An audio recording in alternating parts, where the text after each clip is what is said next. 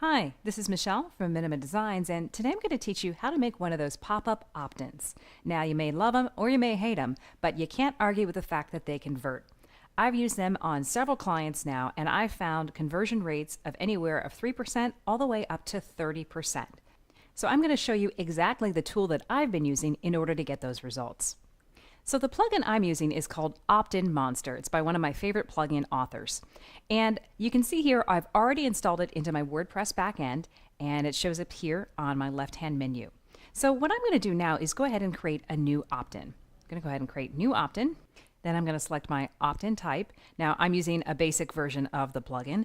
There are different versions available, so I'm going to go ahead and select the Lightbox version. Go to the next step. So here I'm going to configure my opt-in settings. First, you want to give it an opt-in title. So I'm going to just call mine June Get Noticed. And you can name it whatever you'd like. You can run multiple opt-ins, so this is a great way of differentiating which ones you're working on. This is where you select how long the page will wait before it shows up. I usually like to make it wait like 10 to 15 seconds. Again, this is totally up to you. Opt-in cookie duration. So this is the length of time before the opt-in displays again. So if someone comes back to your site and they haven't cleared out their cookies, they won't get it again. So again, totally up to you. I like to do like 20 or 30 days. So if somebody's coming back to my site frequently, they don't get bombarded with it. Again, totally up to you. I always require a double opt-in. That cuts down on my spam submissions. And then next I need to check my email provider settings. So MailChimp is my little guy here. So I'm going to go ahead and select that. And I'm going to select the MailChimp account. And then I'm going to go ahead and select my particular list that I'm using. Now, just a quick note, if this is your first time using the plugin, you may need to make a connection to your mailing list provider by using either an API key or some other setting. So just note that there may be one more step in between here. Okay, so I'm ready here. I'm going to go ahead and click Design Opt-in, which is my next step. Now we're going to design our opt-in, and this is the most fun for me. Now, you get several different options of pre-made layouts. There's text with graphic on the side, you can do a background graphic, you can just have a blank thing, and then you can modify the colors and the text as needed. Now, the one that I particularly like to use, just because I'm a designer, is the bullseye theme. I'm going to go ahead and select that one and click Open Design Customizer. So here we are on the Design Customizer screen. This is where we're going to add our content and really make the pop-up come alive. The first thing we'll want to do is select our outer border and footer background colors. Now, outer border is usually something dark or something that pops out and stands out. I'm okay with the black, so I'm going to keep it like that. But I do want to change this footer background color. So I'm going to go ahead and change this with a hex code to be that dark gray that's on my website. So go ahead and select that.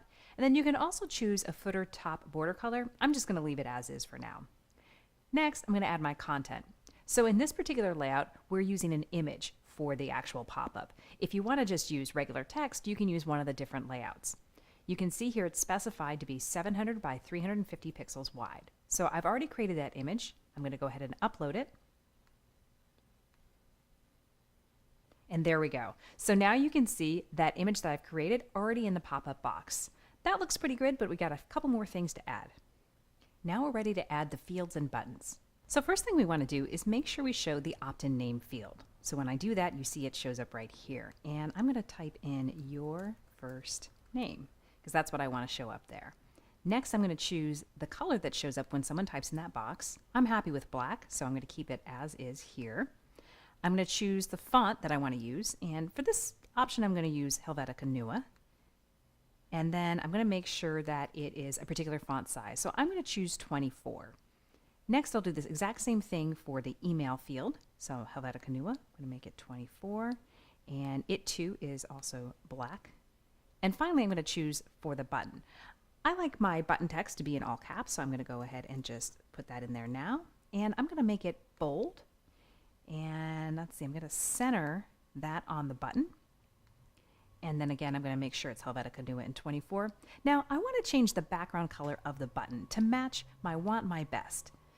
So I'm going to go ahead and click here, and I know the hex color, so I'm going to go ahead and put that in here now. And you can see that changes the background color of the button. Great, this looks good to me. Actually, let me go ahead and make your email with caps to make it so that it all match. Everything looks good. Go ahead and save it, and then close this screen. Just a couple more settings and we'll be ready to go.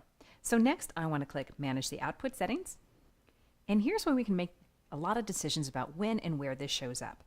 So first, we need to make sure that it will display on the site. So we want to check this first box to enable it on the site.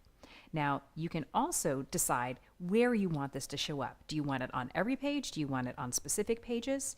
You may only want it on particular categories. This is where testing really comes into play. So if you're doing multiple opt-ins, you may only want to show particular opt-ins on particular pages, categories, or even posts. You can even set here, you can see post IDs will allow you to set it on just one particular post. This gives you really granular control over where your pop-up shows up. I'm pretty happy with it just showing up on my main site. I'm not going to get too fancy here. I want to make sure it's globally showing up. I'm not going to get too granular yet, and I'm just going to go ahead and save my output settings. Now I can go back in here at any time and make a modification if I wanted to get more specific or I wanted to test something out. So we're good to go now. You can go back at any time to your main screen of the Opt-in Monster dashboard, and you can see what your conversions are like. So you can see things are active. I can go here and modify. I can do testing. I can see what my output settings are, and I can even delete it. So this is a great opportunity to do multiple tests and see if this is something that's going to work for you and your site. Again, I know there's a love or hate feeling about pop-ups, but I think there's a smart way you can do it where you make sense on your site, you can test it and see if it converts and works for you. I hope this has been helpful. For more tips, tricks, and tutorials, come visit me at minamadesigns.com.